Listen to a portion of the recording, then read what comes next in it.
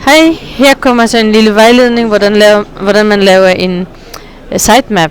Så man skal tage fat i sin Word-fil, og så starte med at lave et nyt dokument, og det skal være en tom dokument, og så siger man opret, så er man kommet ind på en side, hvor det er sådan en tom dokument.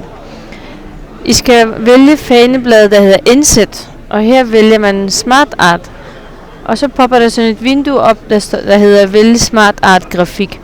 I skal vælge noget, der hedder hierarki, og så det allerførste til venstre, organisationsdiagram. Den vælger man, og så klikker man på OK. Jeg plejer at vælge det første kasse, og så sige delete, så væk. Så har man fået sådan en, ligesom en struktur, sådan en træstruktur, hvor hvor roden er ovenpå, så bladene nedenunder. Forsiden på jeres hjemmeside hedder for eksempel Home. Den skriver vi her over Home.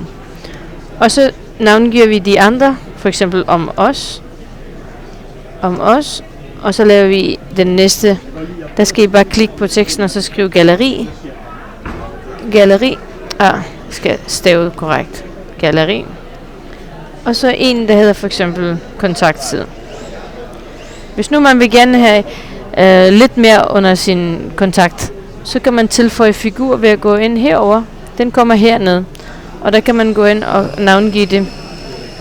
Den kan hedde for eksempel kort, så kan man gå ind og så se, hvor det ligger henne. Under om os, hvis nu man vil gerne lave et nyt figur, og så tænker man på, det kan være produkterne. Hvis man vil ikke have, at den ligger som en drop-down menu, så kan man hive det op ved at sige hæve, så kommer den herover, og så sige produkter.